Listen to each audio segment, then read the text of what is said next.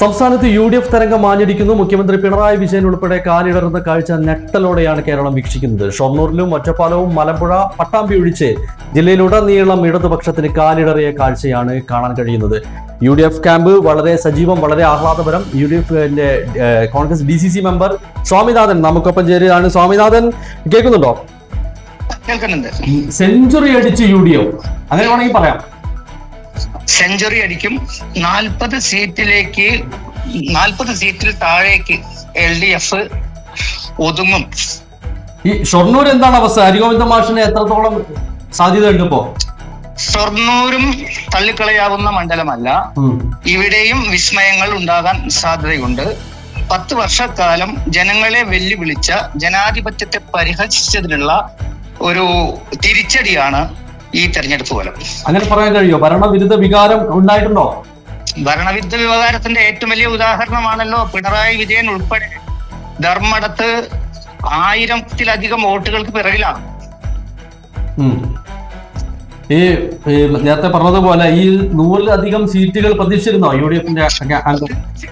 തീർച്ചയായും ബഹുമാനപ്പെട്ട പ്രതിപക്ഷ നേതാവ് ആദ്യ ഘട്ടത്തിൽ 3-ാം റൗണ്ടിലേക്ക് എണ്ണുമ്പോഴും പുറകിലായിരുന്നു. ഇവിടെ VD സതീശനോ? അതെ. ഈ 1-2 റൗണ്ടുകൾ എണ്ണുമ്പോൾ ചിലപ്പോ ചെറിയ വ്യതിയാനങ്ങൾ ഉണ്ടാകാം. പക്ഷെ അതൊന്നും കാര്യമാക്കേണ്ട കാര്യമില്ല. വളരെ മികച്ച ഭൂരിപക്ഷത്തിൽ, കഴിഞ്ഞ തവണത്തേക്കാൾ കൂടുതൽ ഭൂരിപക്ഷത്തിൽ ബഹുമാനപ്പെട്ട പ്രതിപക്ഷ നേതാവ് പറവൂര് വിജയിച്ചിരിക്കും. എന്താണ് ഒറ്റപ്പാലത്തെ സ്ഥാനാർത്ഥി PK ശശിയുടെ ഒരു നിലവിലെ അവസ്ഥ എന്താണ്? ഒറ്റപ്പാലത്ത് ലീഡ് ചെയ്യുന്നത് LDF സ്ഥാനാർത്ഥി പ്രേംകുമാറാണ്. അതൊന്നും കാര്യമാക്കേണ്ട കാര്യമില്ല. ഇനിയും എന്താ പറയാ, UDFന് മേൽക്കൈയുള്ള പഞ്ചായത്തുകൾ എണ്ണാനുണ്ട്. ഒറ്റപ്പാലം മുനിസിപ്പാലിറ്റി എണ്ണാനുണ്ട്. ചിത്രം തെളിയുമ്പോ PK ശശി ഒറ്റപ്പാലത്ത് വിജയിച്ചിരിക്കും. ഷൊർണൂരും തള്ളിക്കളയാൻ കഴിയില്ല. പ്രതീക്ഷ തന്നെയാണ്. പ്രതീക്ഷ 100% പ്രതീക്ഷയിൽ. ഈ ഭരണവിരുദ്ധ വികാരം ഉൾപ്പെടെയുള്ള കാര്യങ്ങൾ ആഞ്ഞടിച്ചത് കൊണ്ടായിരിക്കുമോ LDFന് കാലിടറിയിട്ടുണ്ടാവുക? ഭരണവിരുദ്ധ വികാരം തന്നെയാണ് ഒരു പ്രധാന ഘടകം. അതുപോലെ തന്നെ തെരഞ്ഞെടുപ്പ് പ്രചരണ ഘട്ടത്തിൽ UDF മുന്നോട്ട് വെച്ചിട്ടുള്ള ചില ആശയങ്ങളുണ്ട്.